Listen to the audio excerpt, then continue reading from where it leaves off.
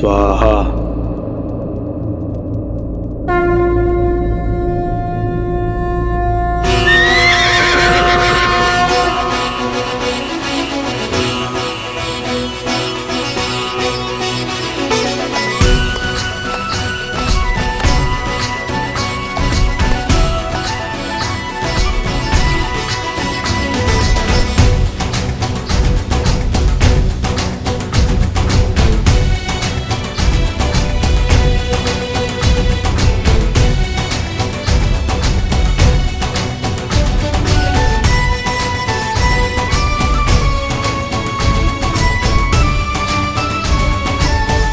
शीघ्र ही कार्तिक शुक्ल एकम के दिन अश्वमेध यज्ञ का अश्व समस्त भूमि में अपना मुक्त विहार आरंभ करेगा।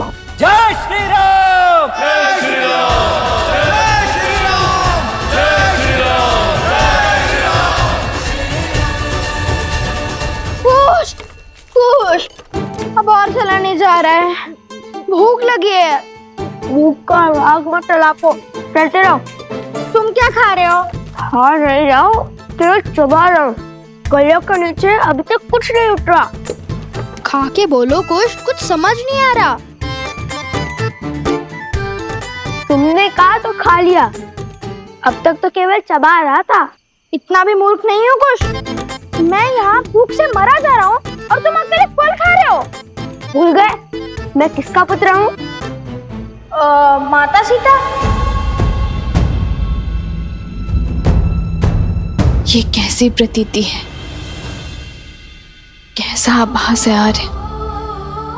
एक और लगता है कि कुछ बहुत शुभ घटने वाला है, तो दूसरी ओर लगता है कि कुछ ऐसा घटा है जिससे भक्ति की पावन डोर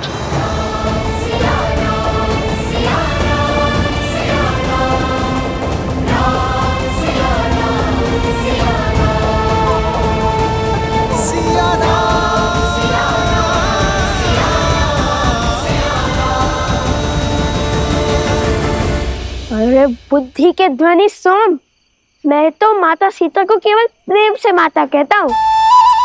वो मेरी माता नहीं है। हाँ, वो भूखे पेट सोचने की क्षमता कम हो जाती है ना।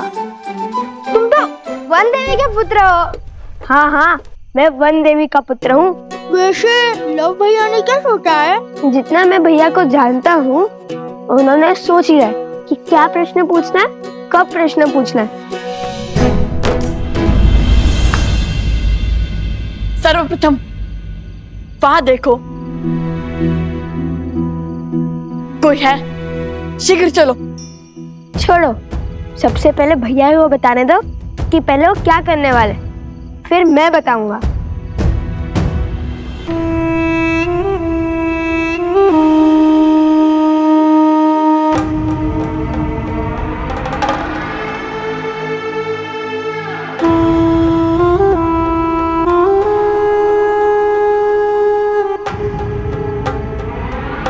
मैं तो साधारण सा दूत हूँ, यहाँ की सूचना वहां और वहां की सूचना यहाँ लाता हूँ। किंतु आप लोग तो ऋषि कुमार है ना, यज्ञ की समाप्ति से पहले ही निकल आए। जिस जगह पर हमारी राजकुमारी के साथ इतना घोर अन्याय हुआ, वहां हम कैसे रुक सकते हैं? तो आप भी मिथिला से हो? जी। आप भी मतलब? केवल यही है मिथिला से भद्र? मैं भी मिथिला से ही हूँ। मेरे पिताश्री तो राजदूत हुआ करते थे, किंतु मैं सामान्य व्यापारियों की भांति कार्य करता हूँ। किंतु एक प्रश्न है मन में। पूछिए। जिन्हें मिथिला के राजा ने क्षमा कर दिया, उनसे आप क्यों क्रोधित हैं? आप क्यों नहीं क्षमा कर पा रहे हैं? यहाँ बात क्षमा और दंड की नहीं है, सत्य की है। यदि प्रभु श्री राम अपराधी होते तो भला भगवान वाल्मीकि हमें अयोध्या क्यों भेजते? और वो भी कला के बल के साथ। तो फिर निकल क्यों आए? क्या समस्या थी वहां? समस्या थी महारानी सीता की अनुपस्थिति। हम वहां से निकल आए क्योंकि एक ऐसा प्रश्न मन में उठा जिसका उत्तर हमें शीघ्र जानना है। महाराज ने महारानी सीता का त्याग कर दिया, किंतु हमें पूर्ण विश्वास है कि ये निर्णय अकेले महाराज का नहीं था, और ये निर्णय यदि महारानी सीता और महाराज राम का था तो ये प्रश्न भी हमें उन दोनों से एक साथ पूछना होगा। इसलिए सर्वप्रथम हमें महारानी सीता को खोजना होगा। ना जाने कितने प्रश्न उठ रहे होंगे उन दोनों के हृदय में, किंतु आर्य, यदि उन्हें सत्य का आभास हुआ तो मैं उनके मन में आपका पुष्प मुरझाने नहीं दूंगी।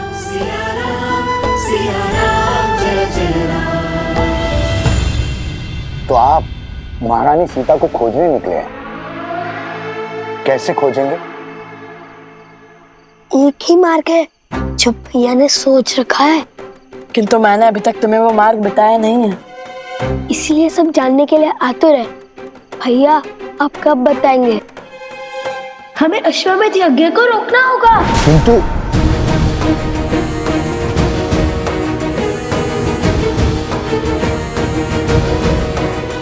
लव, तुमने सच में अश्वमेध यज्ञ के अश्व को रोकने का निर्णय लिया है? हाँ, माता सीता को खोजने के लिए हम अश्वमेध का अश्व रोकेंगे।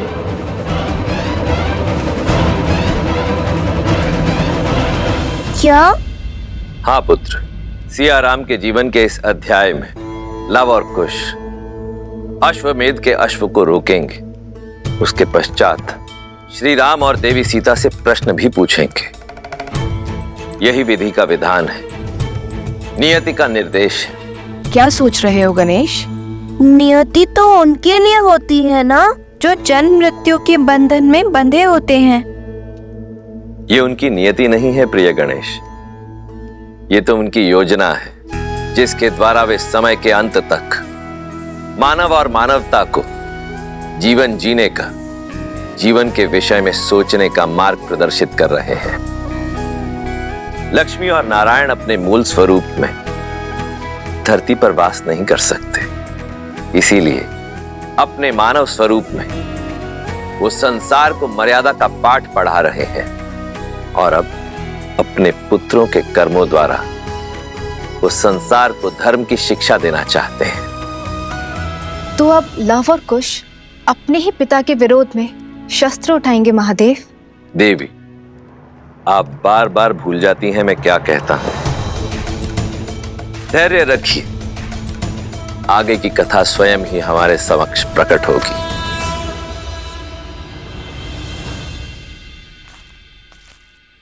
बहुत देखो, वो देखो,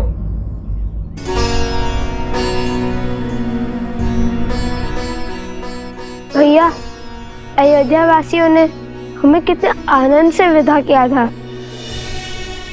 क्या कहेंगे उन्हें? जैसे जैसे माता के निकट जा रहे हैं, मेरे आंसू का बाण मानो टूट रहा हो। कुश, अब हम बड़े हो गए हैं, हमें अपनी भावनाओं को संयम में रखना होगा। भैया अभी हम बड़े कहाँ हुए? अभी तो हम श्री राम से, उनके भाई से और हनुमान जी से कितने छोटे हैं। यहाँ तक कि उपगुरु से भी छोटे हैं, पहले भी छोटे थे। पहली बात, बड़ा होने का अर्थ किसी और से बड़ा होना नहीं होता कुश।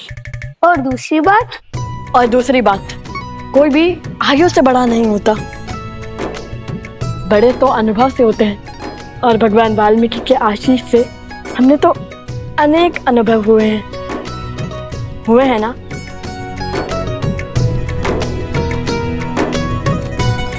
केवल गुरुवर का आशीष ही नहीं भैया, इस सोमकर्ण के कारण भी अनेक अनुभव हुए हैं हमें।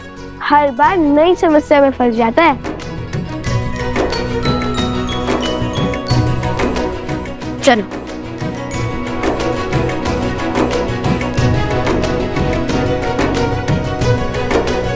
भैया आज माता नहीं है द्वार पर। मुझे भी आश्चर्य हो रहा है, कदाचित कहीं व्यस्त हो गई होंगी वे।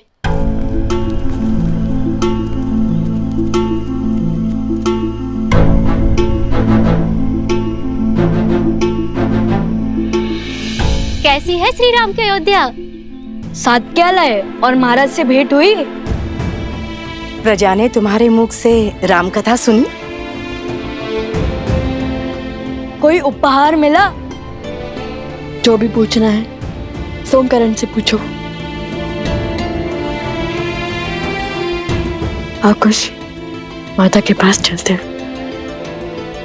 आज प्रथम बार माता हमारे स्वागत के लिए द्वार पर नहीं आई। लगता है खाली हाथ लौटे हो।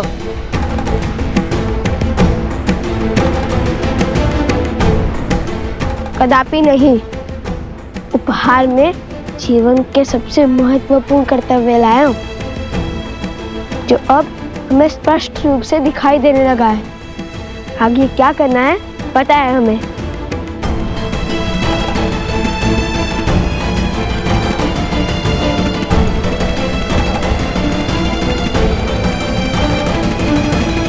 प्रभु, उन 2 ऋषि कुमारों ने गीत तो अद्भुत गाया। मैं तो अभी तक उनकी धुन में थिरक रहा हूँ प्रभु। प्रभु, उनका गायन और गान असाधारण था। असाधारण तो उनके गुरु है हनुमान, त्रिकालदर्शी भगवान वाल्मीकि। हाँ प्रभु, उन्हीं के आश्रम में तो रहते हैं वो दोनों। मुझे लगता है अयोध्या की सीमा से अधिक दूर नहीं होगा वो आश्रम।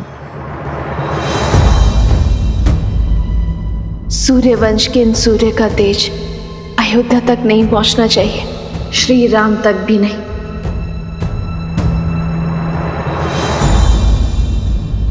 माता, आप ठीक तो है ना? माता, आप प्रथम बार हमारी प्रतीक्षा के लिए द्वार पर नहीं आई थी, क्यों? माता,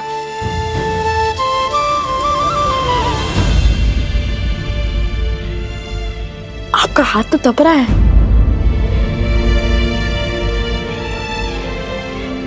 आप यहाँ आइए माता। मैं बिल्कुल ठीक हूँ। तुम दोनों की प्रतीक्षा में थी। बस तन को मन की चिंता छू गई। तुम दोनों सकुशल आ गए। अब मैं भी शीघ्र ही ठीक हो जाऊंगी।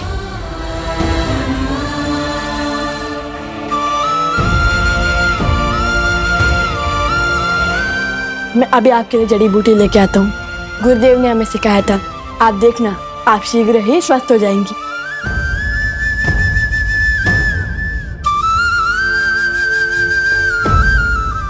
पात्र ले आओ कुश। अभी आया माता।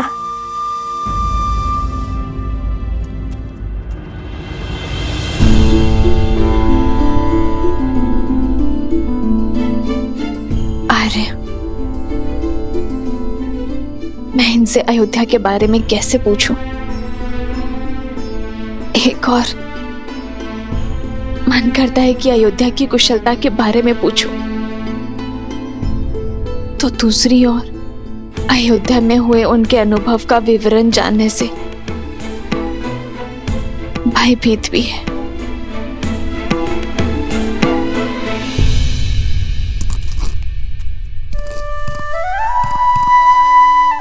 माता का स्वास्थ्य ठीक नहीं है, इसलिए उन्हें औषधि लेने देते हैं, ठीक होने देते हैं, फिर सब बताएंगे। किंतु अभी ये माता का विश्वास टूटा तो उनका स्वास्थ्य और बिगड़ जाएगा। यदि उन्होंने पूछा तो? तब की तब देखेंगे, किंतु तब तक तुम माता के पास रहो और हाँ, उनसे अच्छी अच्छी बातें करना। नहीं, नहीं, मैं नहीं कर पाऊंगा। मैं उत्सुकता में माता को सब कुछ बता दूंगा। मैं औषधि बनाता हूँ, आप माता के पास जाइए। ठीक है, मैं जाता हूँ।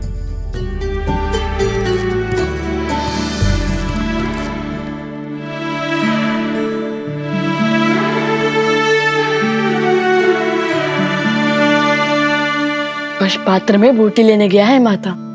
वो हट कर रहा था कि आपके लिए बूटी वही बनाएगा। पुत्र, तुमने कुछ बताया नहीं। कैसी लगी अयोध्या? सब कुशल है ना वहां?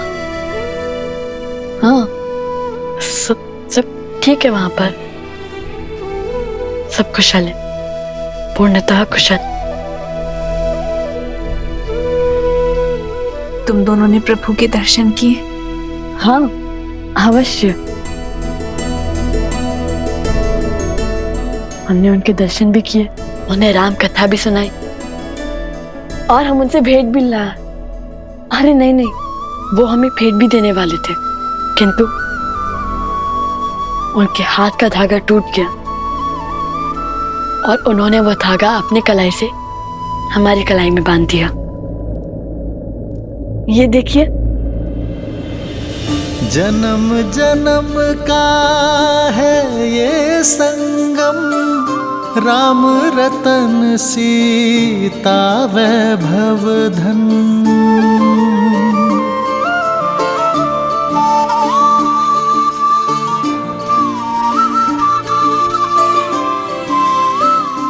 ये धागा महारानी सीता ने उन्हें बांधा था।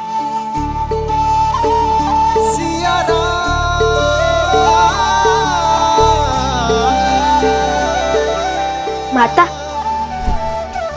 ये लीजिए।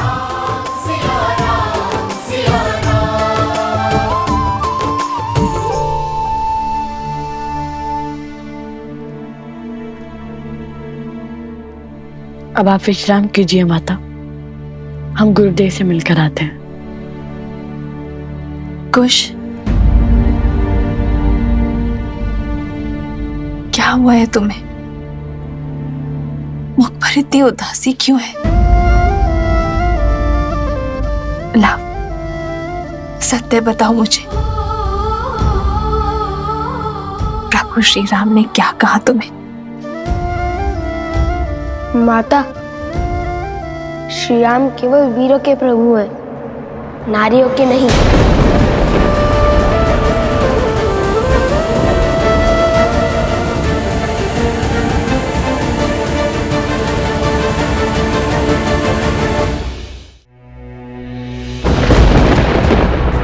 खुश, ये कैसे कटु शब्दों का प्रयोग कर रहे हो तुम?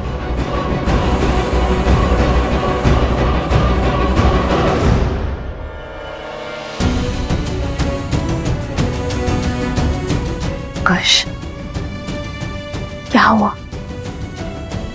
ऐसे कटु शब्द क्यों कह रहे हो तुम? क्योंकि यही सत्य है माता, हमारी संसार की जो श्रद्धा श्री राम में है वो व्यर्थ है।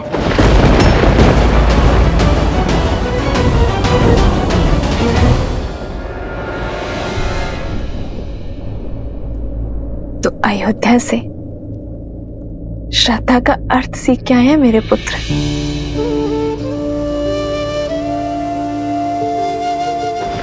मेरे आराध्य के समक्ष उस दिए को देखो और उसकी बाती को भी। श्रद्धा इस बाती की भांति है, जिस प्रकार अग्नि इस बाती को जलाती है, किंतु इतना कष्ट सहने के बाद भी बाती अग्नि का साथ नहीं छोड़ती, क्योंकि बिना जले प्रकाश कैसे फैलेगा? प्रकाश फैलाने के लिए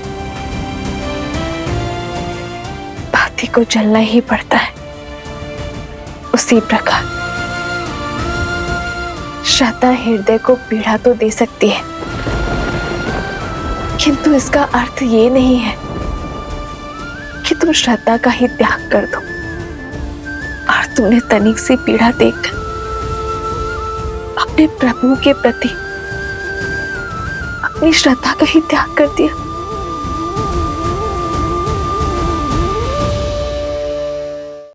क्या श्रद्धा इतनी दृष्टिहीन होती है कि उसे किसी का अपराध या उसका दोष तक नहीं दिखता? गुरुदेव कहते हैं दोषी दोषी होता है, चाहे वो राजा हो या रंक, भगवान हो या भक्त। पर बिना कसौटी किए किसी को दोषी मानना भी स्वयं में बड़ा दोष है। तुमने स्वयं कैसे निश्चित कर लिया कि श्री राम दोषी है? स्वयं कैसे निर्धारित कर लिया कि जिसकी इतने वर्षों से मैं आराधना कर रही हूं, मेरे वो आराध्य, मेरे वो श्री राम अपराधी है।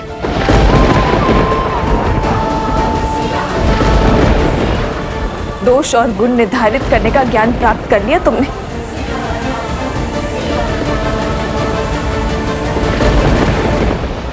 आप इसलिए ये सब कह रहे हैं क्योंकि कदाचित आपने श्री राम की गाथा अधूरी सुनी है। आप नहीं जानती, आपके आराध्य, आपके श्री राम निष्कलंक नहीं है माता। अयोध्या लौटने के बाद उन्होंने माता सीता का त्याग कर दिया था। उन्होंने माता सीता का त्याग कर दिया था।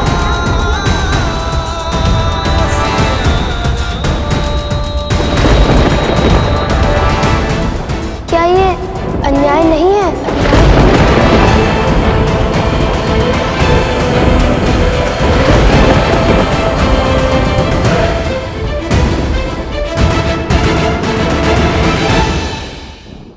ये अन्याय नहीं था। यदि धर्म की मांग वनवास थी तो श्री राम को सब कुछ त्याग कर माता सीता के साथ वनवास नहीं भोगना चाहिए था।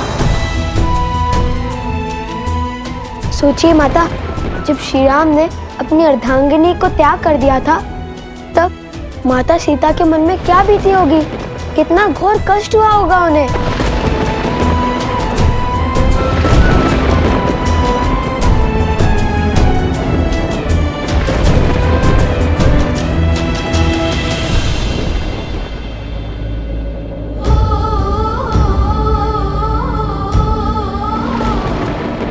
संसार चाहे जो भी कहे,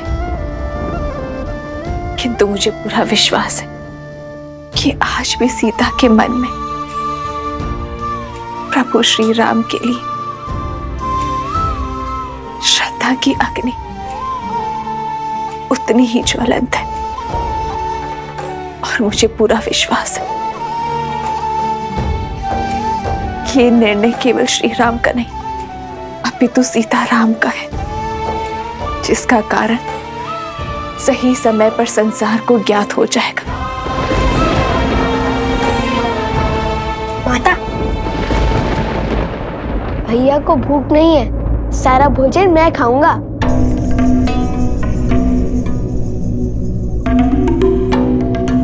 ये भोजन कहाँ से आया बीच में? आ गई बस, भैया को भूख नहीं लगी आज। ये दिलाव को भूख नहीं लगी तो उसे स्वयं बोलने दो। और तुम्हें कैसे पता उसके मन की स्थिति? वैसे ही माता सीता के मन की स्थिति आप कैसे जान सकती है माता?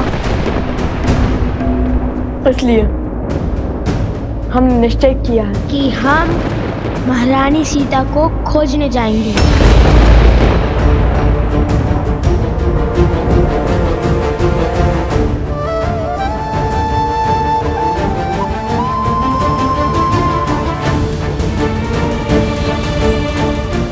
खोजना है तो अपने विवेक को खोजो, राम कथा का गान करो।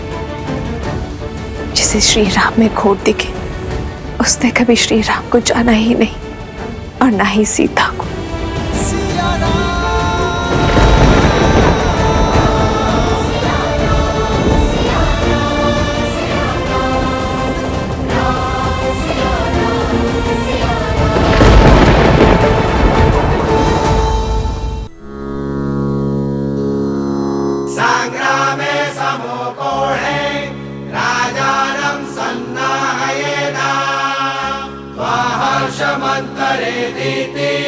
पश्चाद्रतस्यावस्थाय जिमूत सेवा भवति प्रतीकमिति कवचम् प्रयच्छेत उतरया।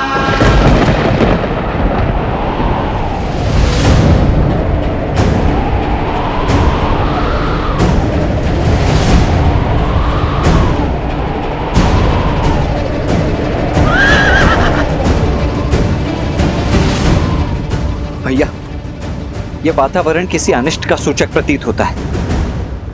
यदि आपकी आज्ञा हो तो इस अश्व को कुछ समय पश्चात छोड़ा जाए। सूर्य मेघों को देखकर अपना उदय होने का समय नहीं बदलता लक्ष्मण। उसी प्रकार अशुभ की आशंका होने पर शुभ कार्य टाले नहीं जाते। सच्ची मंशा और अच्छे कार्य करने के लिए अशुभ घड़ी भी शुभ हो जाती है। सत्य वचन राम।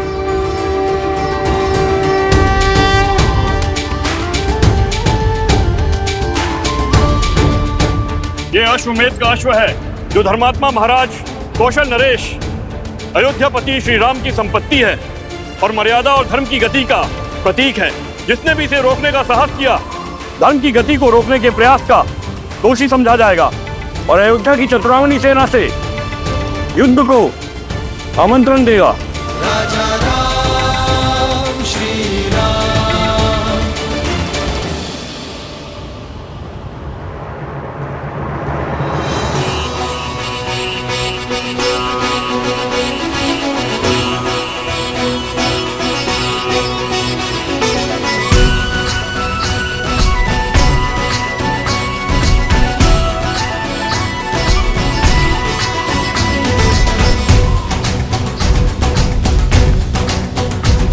जन जन का मन हर्षाया है,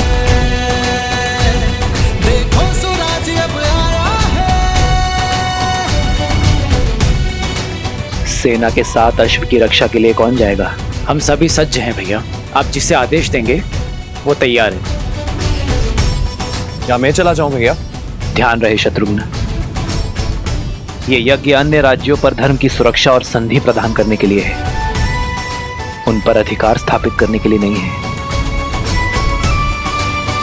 धर्म और मर्यादा पर संसार की अटूट श्रद्धा बनाए रखने के लिए तुम्हारी सहायता चाहिए मित्र। क्या हमारा सहयोग करोगे? बस इस श्रद्धा को टूटने मत देना।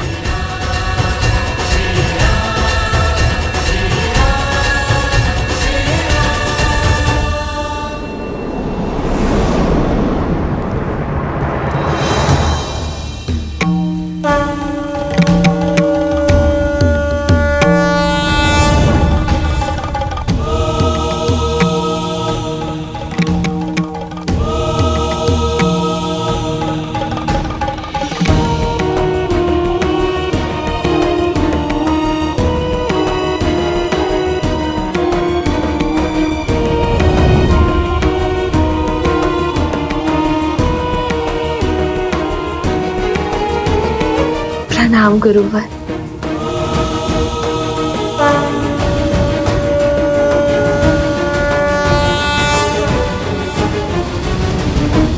गुरुवर, ये कैसी विडंबना है। ना ही मैं अपने पुत्रों को सत्य बता सकती हूँ और ना ही मैं उनके मन में उनके पिता के प्रति उठे संदेह को मिटा सकती हूँ। श्री राम के प्रति उनकी भक्ति और श्रद्धा में लग रहे गुण को मैं कैसे हटाऊं गुरुवर?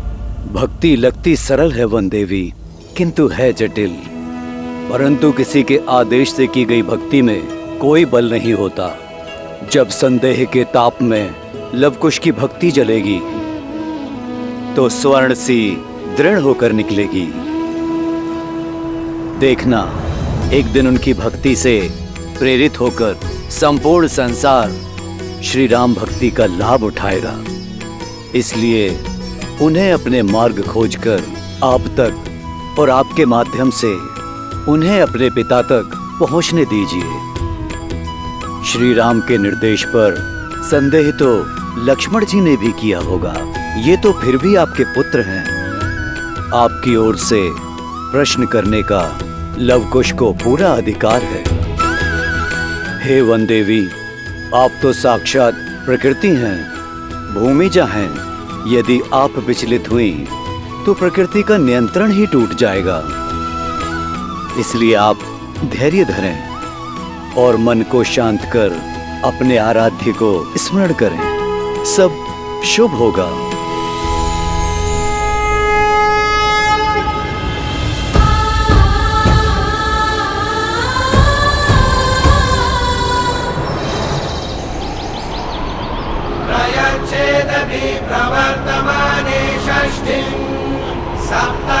स्वानष्टविमिषुणवेक्षमाणम् वाचयत्यैरिव भोगैः हर्यते बाहोमिति कलं नैयमानम् कलं नैयमानम् कलं नैयमानम्।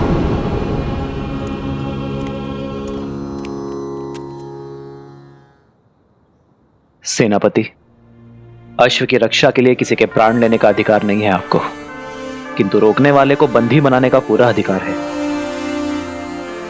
शत्रुघ्न अपनी सेना लेकर आपके पीछे आ रहा है। सर्वप्रथम अश्व को उत्तर की ओर लेकर जाइए। उत्तर में त्रिवेणी धाम के जल से इसे पवित्र करने के पश्चात पश्चिम की ओर कूच कीजिएगा।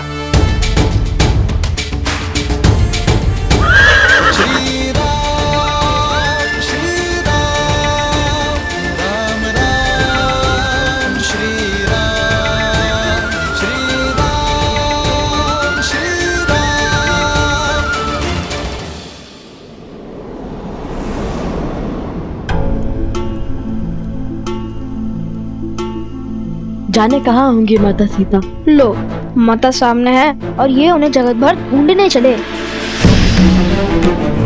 क्या क्या कहा तुमने? मैं बताता हूं।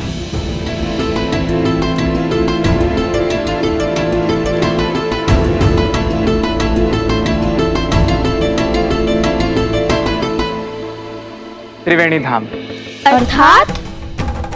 अर्थात हमें गुरुदेव ने आदेश दिया है स्वर्ण कमल लाने का। हमें उत्तर की ओर त्रिवेणी धाम जाना होगा।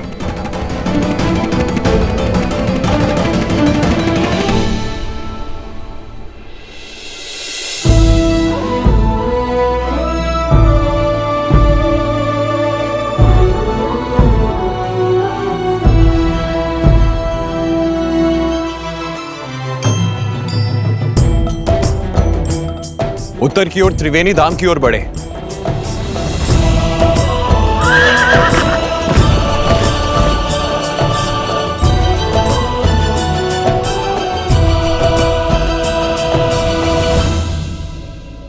यहाँ हम किसी और दुविधा में हैं और गुरुदेव हमें त्रिवेणी भेजना चाहते हैं।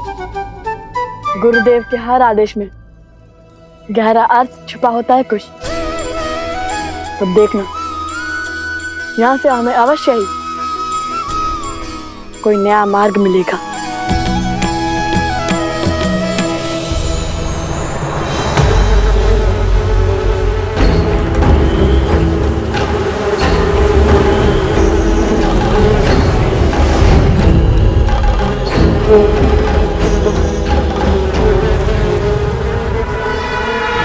क्या सूचना लाए हो? ठीक है, जाओ पूर्व में बसे परेशी गांव में पुनः असुरी रोग फैलाओ। मेरी माया तुम्हारे साथ है।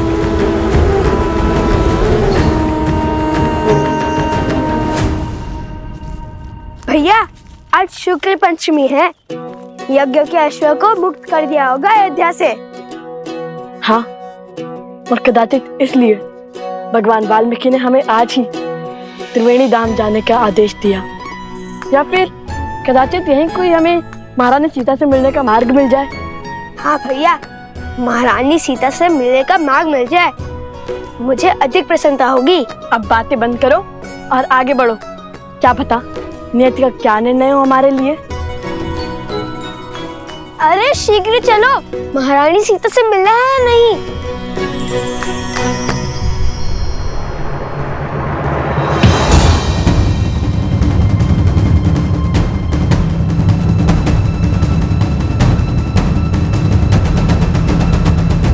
माताओं के गौतम ऋषि के आश्रम में जाने के पश्चात इस महल से बड़े बूढ़ों की छाया उठ चुकी है। आप दोनों का यहाँ आने के लिए कोटि कोटि धन्यवाद। यदि आपका मार्गदर्शन ना होता तो अश्वमेध यज्ञ का इतनी सरलता से आरंभ ना होता।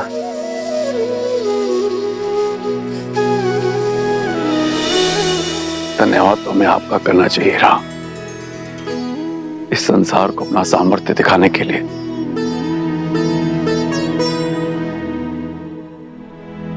अब हमें आज्ञा दीजिए। चलते हैं।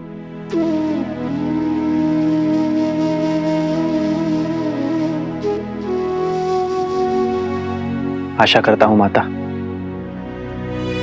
आपसे शीघ्र ही मिलना होगा। माता, मन में संदेह नहीं, हर्ष लेकर जाइए।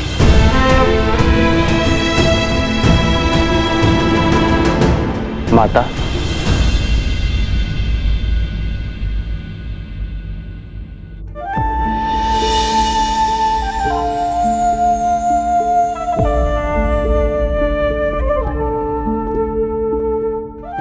बैठिए माता।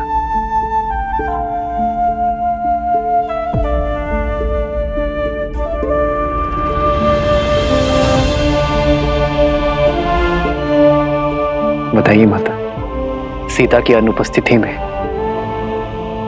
सीता का अर्धांग आपका पुत्र नहीं बन सकता?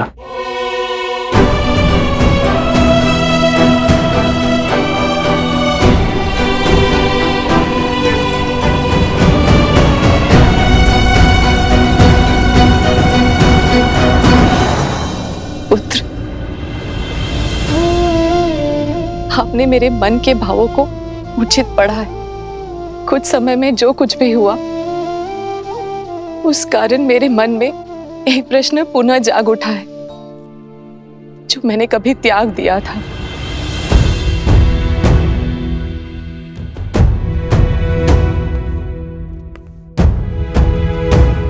माता, अपने पुत्र से कैसी झिझक?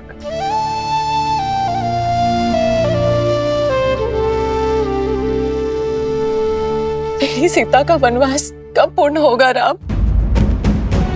कब मेरे हृदय में बसने वाली मेरी पुत्री मेरे नेत्रों के समक्ष होगी? कब इस मुहूर्त के स्थान पर मेरी सीता मेरे समक्ष आएगी राम? उसकी कोई सूचना, कोई समाचार सुनने के लिए मेरा मन व्याकुल है राम। मेरा देह, मेरी आत्मा मेरी सीता के लिए तड़प रही है। एक बार, केवल एक बार मेरे आस के दीप को आपके वचन की अग्नि दे दीजिए राम।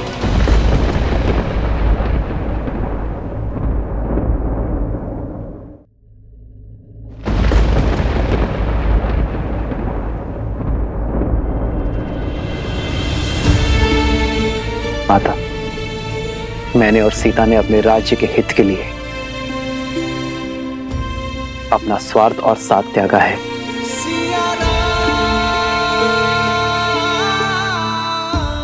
किंतु मैं आपको वचन देता हूं, यदि मेरे इस निर्णय पर मुझे पुनर्विचार करने का कोई भी कारण मिलेगा, तो मैं अपनी सीता को खोजने अवश्य जाऊंगा।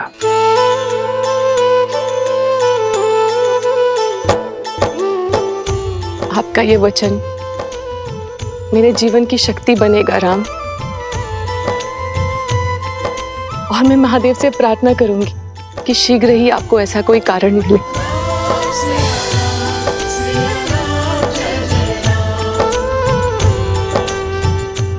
माता, अपनी पुत्री के वियोग के दुख में डूबी एक माता की इच्छा महादेव अवश्य पूरी करेंगे।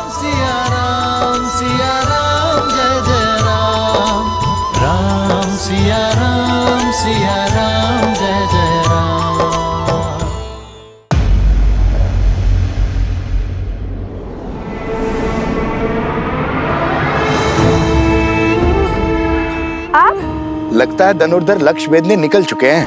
अवश्य, और वैसे भी जिनके गुरु साक्षात भगवान वाल्मीकि हो, उन्हें कैसा विलंब? अर्थात उन्होंने तुम्हें महारानी का पता बता दिया है, या अश्व पकड़ने का मार्ग? नहीं तो ज्ञानी कभी सीधा मार्ग नहीं बताते। उनका हर आदेश अपने आप मार्ग तक ले जाता है। और अभी हमारे गुरुदेव ने त्रिवेणी धाम जाने का आदेश दिया है। महारानी तक पहुंचने का मार्ग तो वहीं से मिलेगा। जय हो भगवान वाल्मीकि की। मेरी मंशा पूर्ण करने की कृपा करे ऋषि कुमार। मैं भी देवी सीता के दर्शन करना चाहता हूँ, मुझे भी साथ ले चले। देखिए, मैं भोजन पका लेता हूँ, मार्ग भी सभी जानता हूँ और पूरा जीवन इसी क्षेत्र में बिताया मैंने।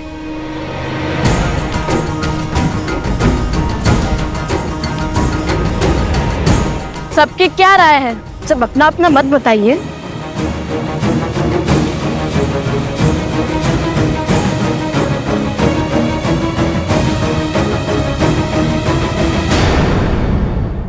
देवी सीता के दर्शन करना चाहता हूँ, मुझे भी साथ ले चले। देखिए, मैं भोजन पका लेता हूँ, मार्ग भी सभी जानता हूँ और पूरा जीवन इसी क्षेत्र में बिताया मैंने।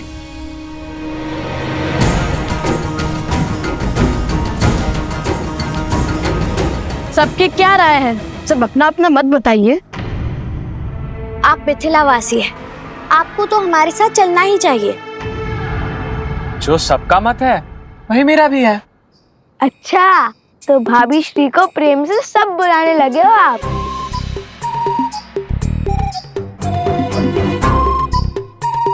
अब चलो भी, अन्यथा लव भैया कहेंगे शीघ्र चलो शीघ्र चलो।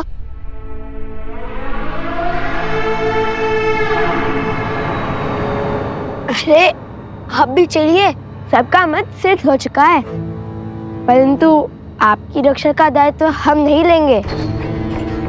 स्मरण रहे, हम पर अन्य बहुत से उत्तरदायित्व हैं।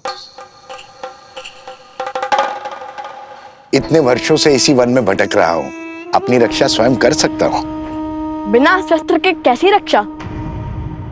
पैरों से। जहाँ भय लिखा वहां से भाग खड़े होंगे, है ना?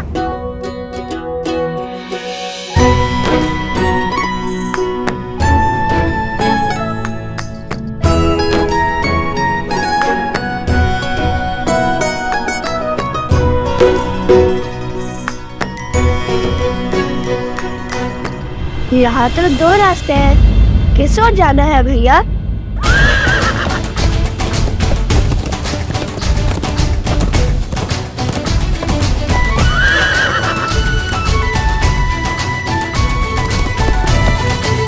त्रिवेणी धाम जाने के सबसे उचित मार्ग जानते हैं आप? अवश्य, त्रिवेणी धाम यहाँ से उत्तर में है, किंतु मार्ग में अनेक नदियां, अनेक पर्वत आएंगे। बहुत समय लग जाएगा पहुंचने में। उचित होगा कि हम पूर्व से जाएं। ये अश्व तो पूर्व दिशा की ओर जा रहा है, त्रिवेणी नहीं।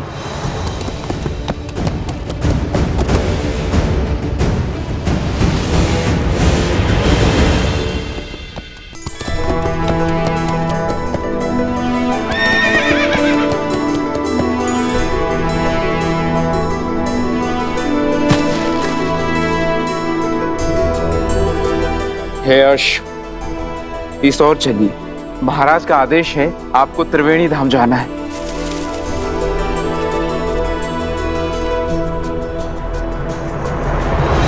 नहीं! यज्ञ के अश्व को नहीं मारते हैं बोल। इसी क्षण जाओ और राजकुमार शत्रुघ्न को सूचित करो कि अश्व ने अपना मार्ग बदल लिया है, वो पूर्व दिशा की ओर जा रहा है। उनसे कहो कि वो भी उसी दिशा में आए। जाओ, अति शीघ्र जाओ। जो आज्ञा सेनापति। त्रिवेणी धाम तीर्थ में स्नान करने का महत्व है। जब अश्व 3 पवित्र नदियों के जल से निकलते हैं तो देवता समस्त प्रजा को उनके पापों से मुक्त कर देते हैं। यदि उस अश्व को देवता त्रिवेणी से दूर ले जा रहे हैं तो अवश्य ही हमारा कार्य अधिक विकट हो जाएगा।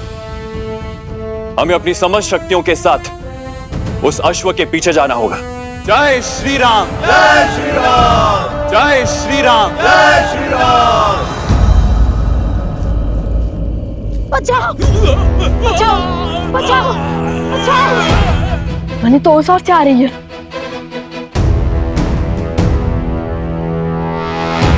भागो, भागो, बचाओ, बचाओ, भागो, भागो, भागो, भागो। तो कष्ट में लगता है। बचाओ, बचाओ, बचाओ, बचाओ। अरे, आप सब बताएंगे? आप सब इतने भयभीत क्यों हैं? कहाँ भाग रहे हैं? कोई बताएगा? हमारे गांव पर इसी को किसी राक्षसी माया ने घेर लिया है। सभी किसी विचित्र रोग से ग्रसित हो रहे हैं। हम ऋषि हरित को खोज रहे हैं क्योंकि उन्हीं के पास इस रोग का उपाय है। ठीक है, जल लाओ इनके लिए।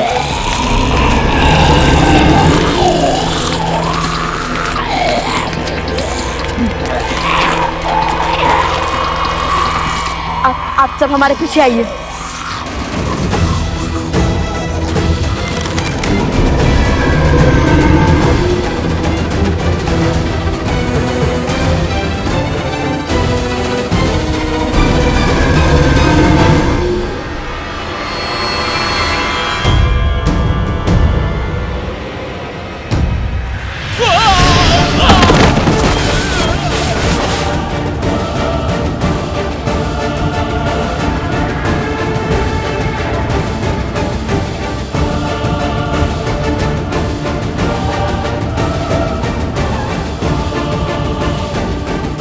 पूर्व में बसे परेशी गांव में पुनः असुरी रोग फैलाओ।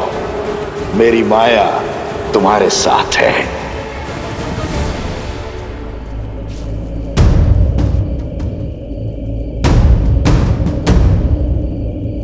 इस घने धुएं में तो कुछ दिखाई नहीं दे रहा भैया।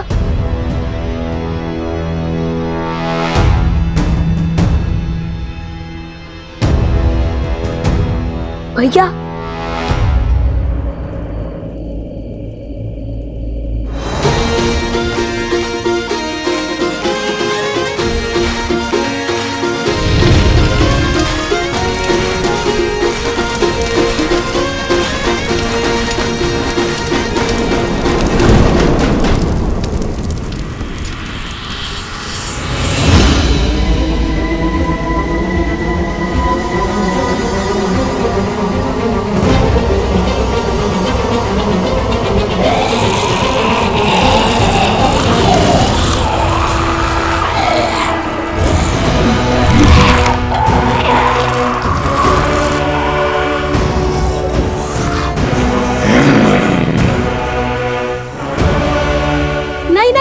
इन्हें मत मारिए। इनका उपचार संभव है। ये मलिन आत्माओं के नियंत्रण में है और मानवों के रक्त के प्यासे हैं।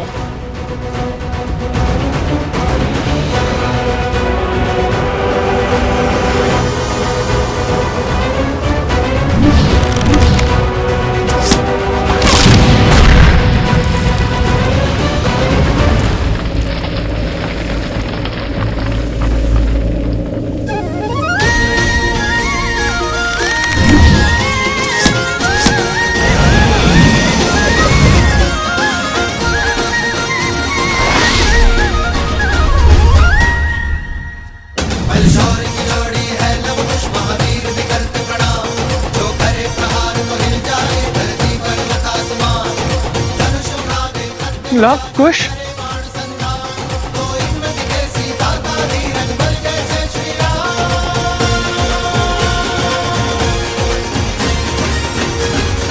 ऋषि हरित ने इनका क्या उपचार किया था? उन पर्वतों के बीच में विशेष औषधियां उगती है, उन्हीं के उपयोग से ऋषि हरित ने इनका उपचार किया था।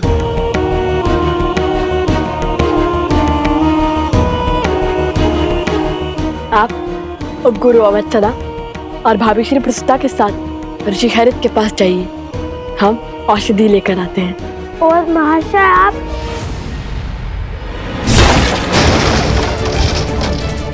बचाओ बचाओ, भागो भागो भागो भागो भागो। कहा था ना, इनके अस्त्र इनके चरण ही हैं। जहाँ भय लगा वहाँ भाग खड़े होंगे। पहले हमें इन्हें रोकना होगा, अन्यथा हमारे जाते ही ये आसपास के अन्य गांवों पर आक्रमण कर देंगे। क्या करे भैया, यदि ये असुर होते तो लक्ष्मण रेखा खींचकर इन्हें सीमा में बांध देते, किंतु ये तो असुर भी नहीं है। तुम सदा अनजाने में ही उचित युक्ति सुझाते हो कुश। असुर नहीं तो क्या हुआ, हम इनके आसपास एक अभिमंत्रित रेखा तो खींच ही सकते हैं ना। जो अशुद्ध होते हैं उन्हें सदा शुद्धता से, पवित्रता से संकट होता है।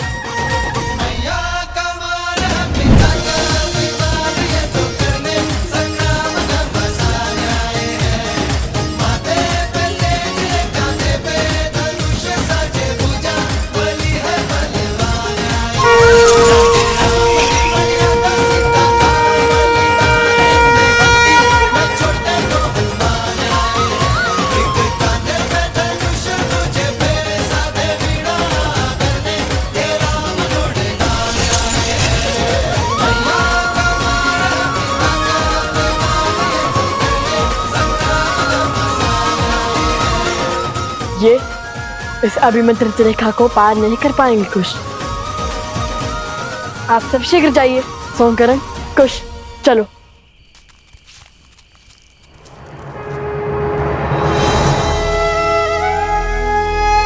हे माता तमसा, आप सब नदियां, बहनें हैं इस भूमि पर हर और उपस्थित हैं। मेरी आपसे विनती है माता, मेरे पुत्रों का मार्गदर्शन करने में, रक्षण करने में उनका सहायक बनिए। उनके प्रभु पर उनकी अटूट श्रद्धा को बनाए रखने में सहायता कीजिए माता।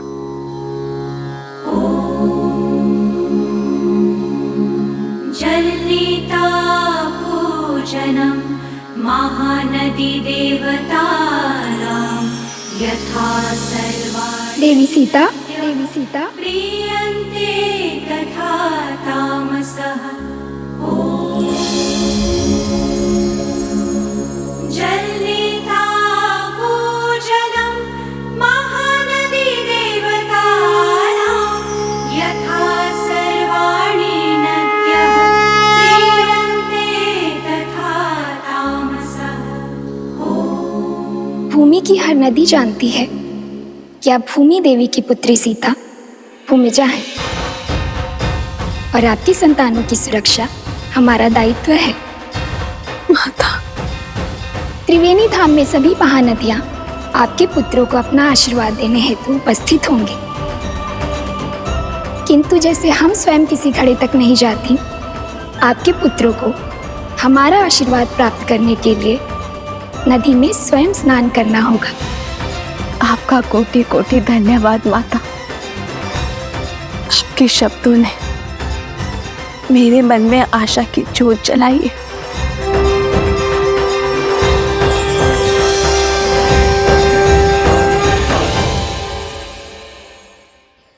अतिशीघ्र चलो।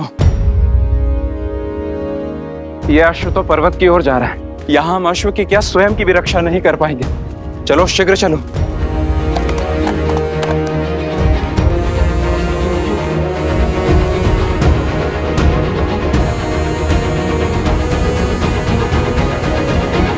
संकल्प है माता सीता को खोजने का। महत्वाकांक्षा है यज्ञ के अश्वों को बांधने की। प्रवास है स्वर्ण के कमल लाने के लिए। सज है इनकी रक्षा करने के लिए। भैया, ये क्या पहेली है? पहेली का उत्तर एक ही है कुश, आस। और यदि भगवान वाल्मीकि ने यह आदेश दिया है तो अवश्य ही हमारे सारे कार्य एक स्थल पर जाके जुड़ते होंगे। अश्व,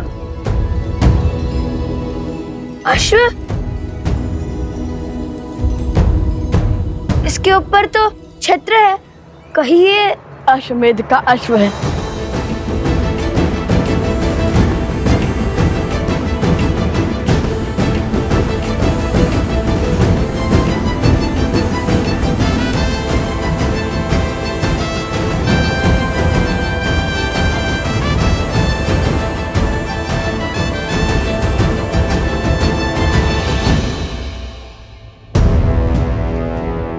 वो देखिए भैया,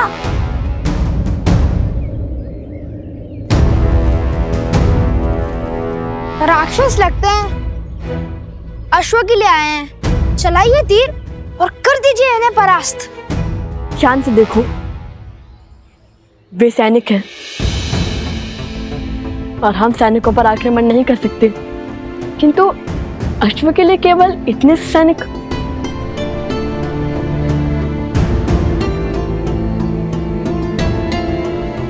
अवश्य ही सेना की बड़ी टुकड़ी पीछे होगी, हमें उनका सामना भी करना होगा। समय कम है भैया, हमें औषधि भी लानी है और स्वर्ण कमल भी। यदि इन्हें ज्ञात ही ना होता कि ये अश्व हमारे पास आ गया है तो कितना अच्छा होता।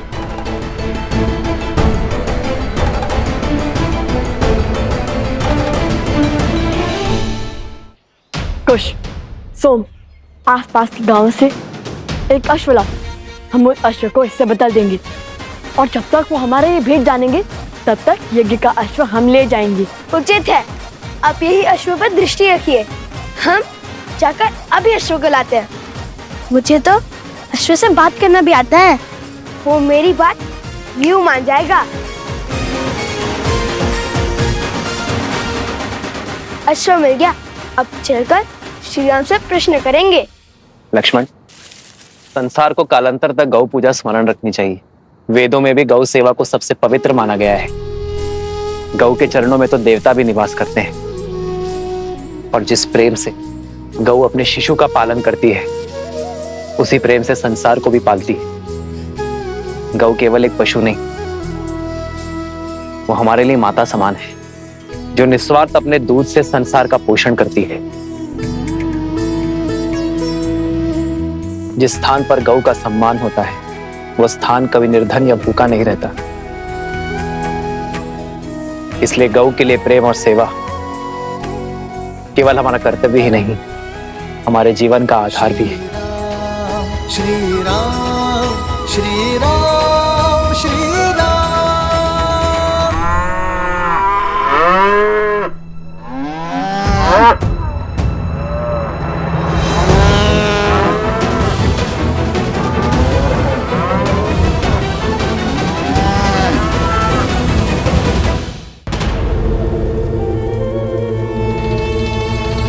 महाराज,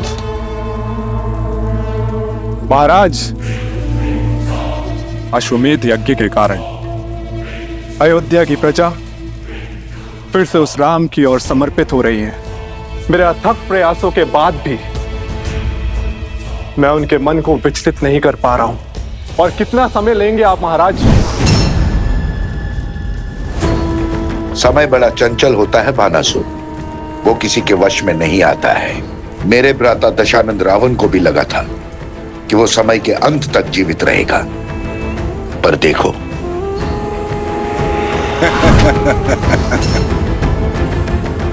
मैं उन बालकों के मन में एक बीज बो चुका हूं, एक सोच कि संसार में ऐसे भी पिता है जो अपने बालकों की सहायता के लिए कभी नहीं आए।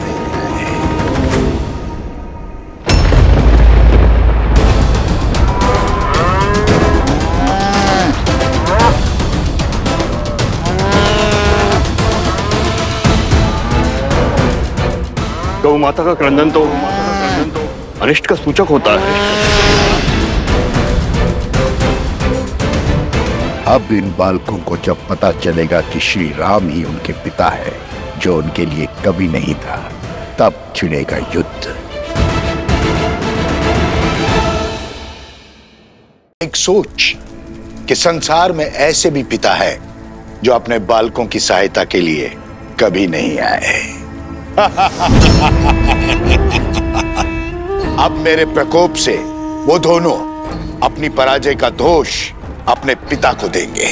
और यदि विजय हुए तो उनके मन में अहंकार को स्थान दूंगा।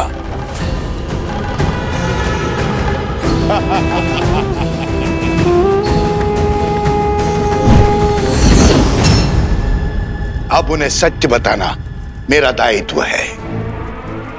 उन्हें यह ज्ञान देना कि उनके पिता और कोई नहीं, उनके आराध्य श्री राम हैं। और जिस सीता से मिले बिना वो उसके कष्ट को जानकर इतने विचलित हो गए, वो और कोई नहीं, उन्हीं की माता है जिसका राम ने त्याग किया है।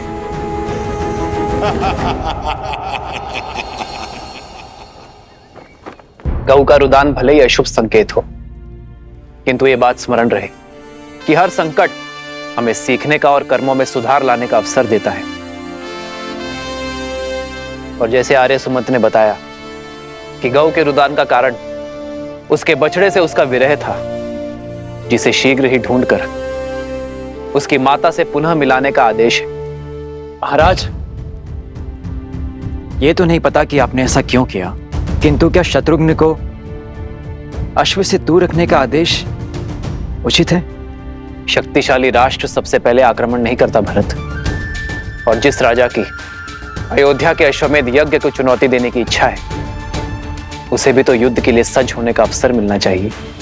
और यदि इस बीच किसी कारणवश अश्व की मृत्यु हो जाए तब क्या होगा? अश्व की मृत्यु तभी संभव है जब यज्ञ देवता कुपित हो। यज्ञ देवता का प्रभु श्री राम पर कोपित होना तो असंभव है। संभव है। असंभव? जितनी पवित्रता से भैया ने ये यज्ञ करवाया है, यज्ञ देवता का कुपित होना असंभव है गुरुदेव। यज्ञ में दी आहुति यदि यज्ञ देवता ने ना स्वीकारी तो वो कुपित होंगे। परंतु यज्ञ देवता आहुति स्वीकार करेंगे क्यों नहीं?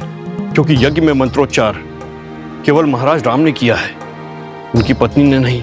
परंतु महारानी की मूर्ति मंत्रोच्चार कैसे कर सकती है?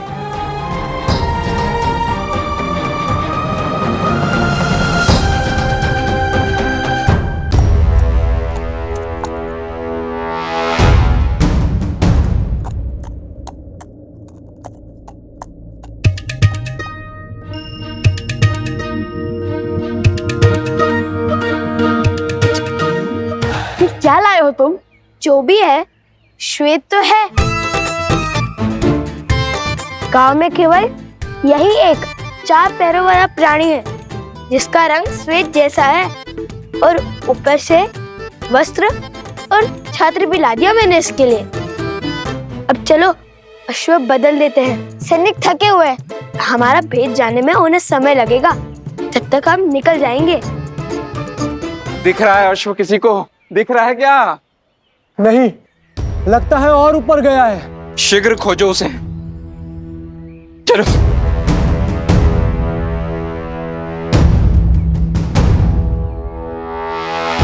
हमें सैनिकों का ध्यान भटकाना होगा।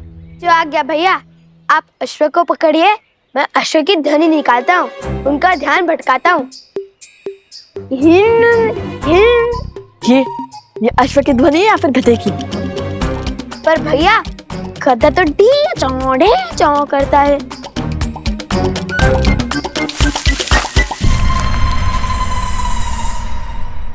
कदाचित ये सो गया होगा।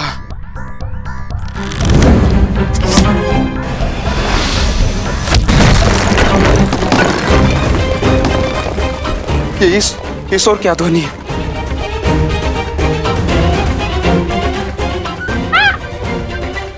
शांत शांत, डरो मत। तुम इसे उस ओर ले जाओ जहां मैंने बाण चलाया था। तुम मेरे साथ आओ।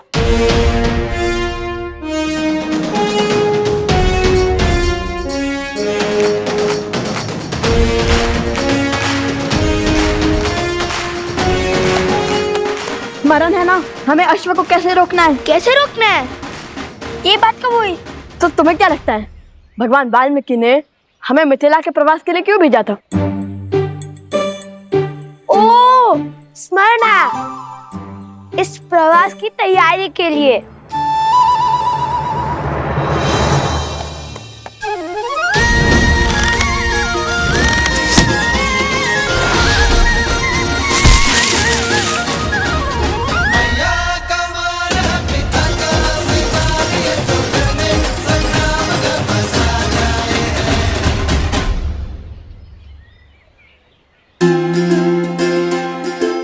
सीताराम? भैया, ये तो वही अश्व है।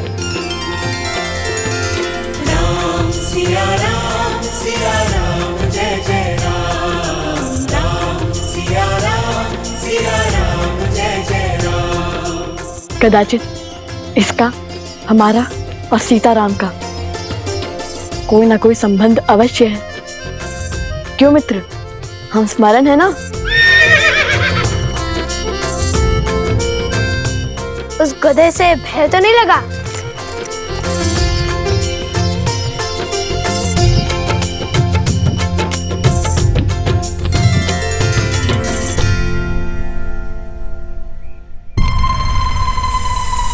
अरे ये अश्व का कद कैसे घट गया? मिला, अश्व मिला।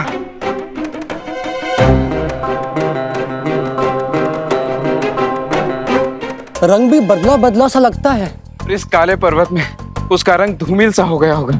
पर इस पर छत्र तो है, पर अश्व जैसा नहीं है। एक ही वाक्य में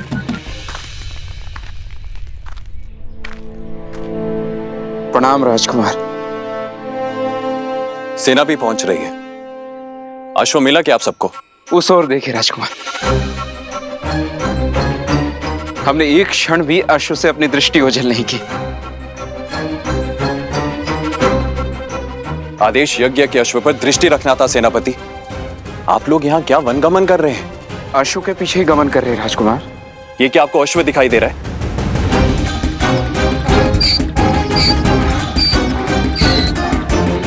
ये एक गधा है आप ही की तरह सेनापति। आप अयोध्या लौट जाइए। सैनिकों, हमें शीघ्र ही अश्व ढूंढना होगा। भैया औषधि? नहीं, हम अभी नहीं ला सकते। वो देखो, पर्वत पर सैनिक है, हम पकड़े जा सकते हैं। सर्वप्रथम हम स्वर्ण कमल लेकर आते हैं, फिर इसको पास के किसी गांव में छुपा देंगे।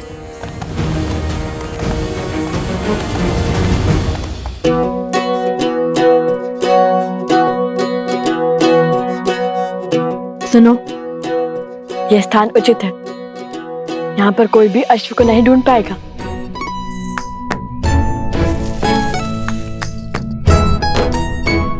अब ठीक है, अब तुम खाओ पियो विश्राम करो, लेकिन ध्वनि मत करना, ठीक है? ध्वनि मत निकालना।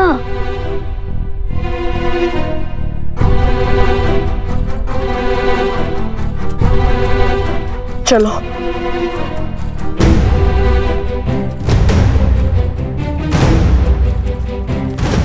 अरे अब क्यों छुप रहे हैं हम? अब तो अश्व भी नहीं है हमारे साथ। यदि सैनिक ने हमें देख लिया तो हमसे प्रश्न किया तो वन देवी के पुत्र सत्य थोड़ी ना कहेंगे।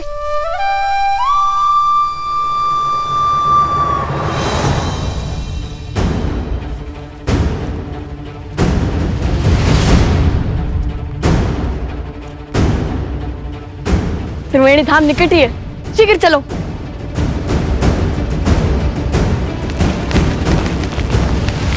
ऋषि कुमार,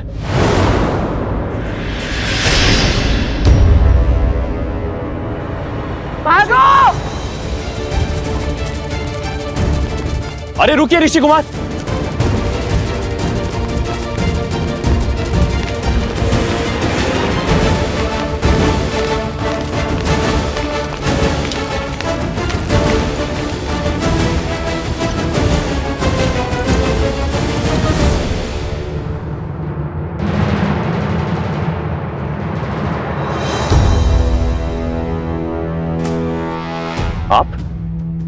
आपको तो मैंने अयोध्या में देखा था। और क्या वो ऋषि कुमार वही हैं जिन्होंने अयोध्या में गान किया था? क्या आप क्या कहना चाहते हैं? नहीं, वो नहीं है। तो फिर वो दोनों भागे क्यों? क्योंकि वो असत्य नहीं बोल सकते, किंतु मैं बोल सकता हूँ ना। आपने क्या हमारे अश्वमेध के अश्व को कहीं देखा है? सत्य कही, अन्यथा आपके प्राण संकट में पड़ सकते हैं। सत्य सत्य तो ये है, आप और आपके सैनिक कभी एक बाल ऋषि कुमार के प्राण नहीं हारेंगे। और दूसरा सत्य ये है, आप और आपके सैनिक लव कुश से कभी जीत नहीं पाएंगे। राजरुज, वो दिख गए, वो ऋषि कुमार। ऋषि कुमार रुको।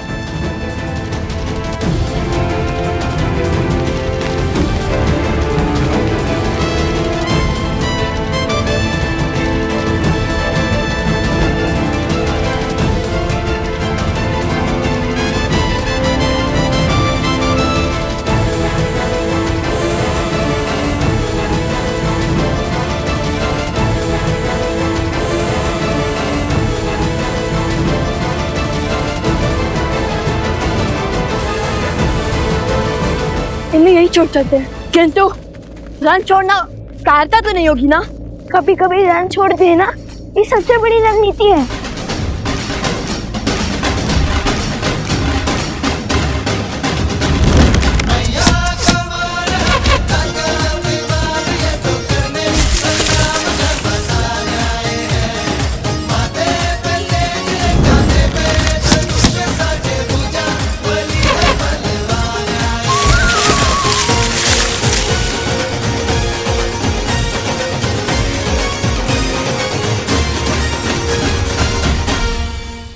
सैनिकों, शीघ्र हटाओ इसे।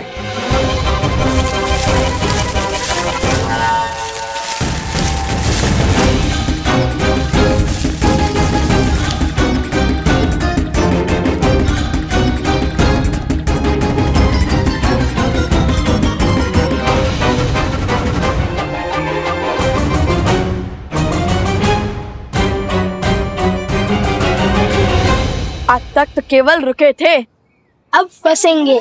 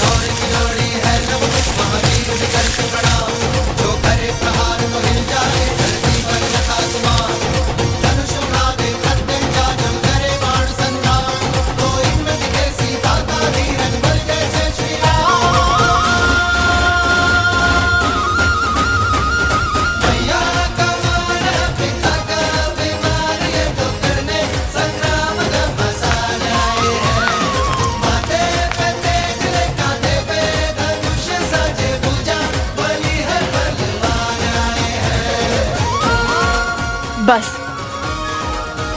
अब वो यहाँ फंस जाएंगे और हमें अधिक समय मिल जाएगा।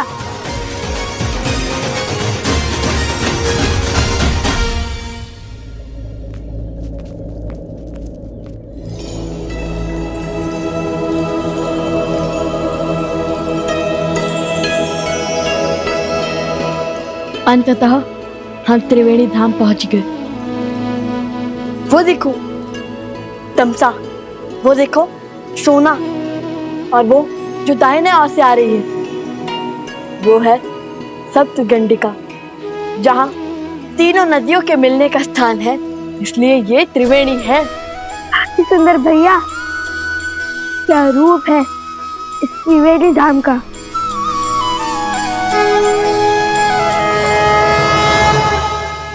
भैया अभी आंखें मूंदी तो मन में एक विचार आया। हमने अश्व को तो छुपा दिया, किंतु उसकी रक्षा के लिए किसी को नहीं छोड़ा। चल हम शीघ्र अतिशीघ्र सारे स्वर्ण कमल एकत्रित कर कर चलते हैं, ताकि किसी के वहां आने से पहले हम अश्व तक पहुंच सके।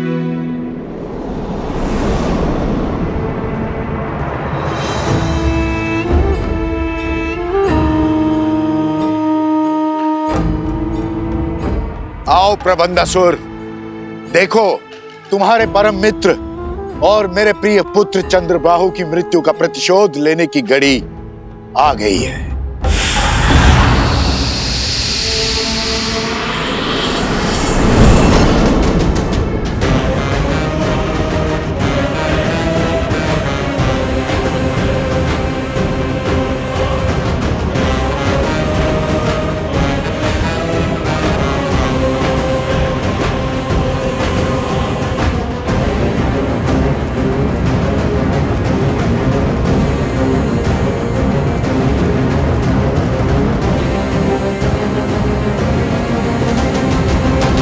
महाराज सहस्त्रमुख रावण की जय।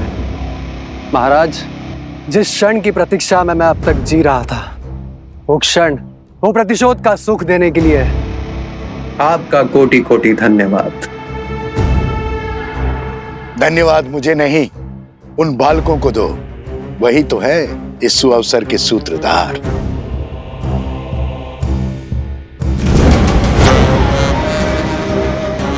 मैं उस अश्व को मारकर उस राम के अश्वमेध यज्ञ को असफल कर दूंगा। वो जिस मर्यादा धर्म की ध्वजा लहराना चाहता है उसे मैं ताड़ ताड़ कर दूंगा। कदापि नहीं। हमारे प्रतिशोध की पूर्ति इस अश्व की मृत्यु से नहीं होगी। जैसा मैं कहता हूं वैसा करो। किंतु महाराज, सामने खड़े सुअवसर को केवल मूर्ख ही गवाते हैं। मैं इस अश्व को मारकर सीधा राम को युद्ध के लिए ललकारूंगा। फिर वो तो क्या, उसके समस्त परिवार को समाप्त कर दूंगा मैं। अपनी क्रोधाग्नि को शांत करो। बल से नहीं, बुद्धि से काम लो। वचन देता हूं, प्रतिशोध का ऐसा भव्य सुख दूंगा तुम्हें जिसमें राम और उसका परिवार स्वयं ही एक दूसरे की मृत्यु का कारण बनेंगे।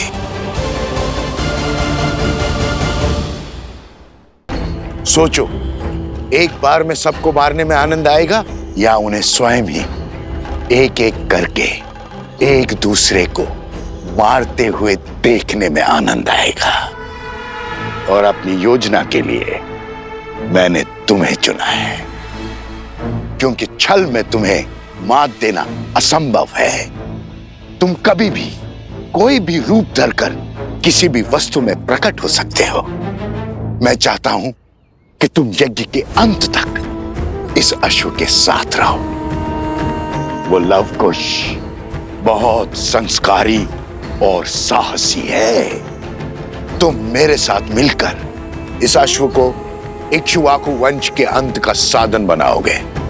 परंतु महाराज, किंतु परंतु यद्यपि कुछ नहीं सुनना है मुझे। जैसा कहता हूं वैसा करते जाओ।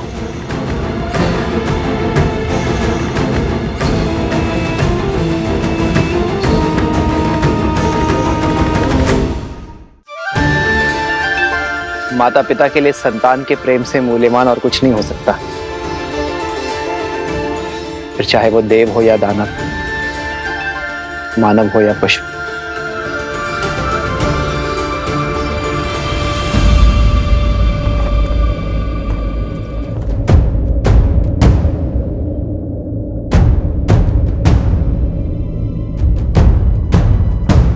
क्या हुआ सेनापति? शत्रुघ्न ने तुम्हें यहाँ क्यों भेजा? मुझे क्षमा करें महाराज, उन्होंने मुझे अति शीघ्र अयोध्या लौटने का आदेश दिया है, क्योंकि मेरी चौकसी में यज्ञ का अश्व खो गया है। अश्व खो गया?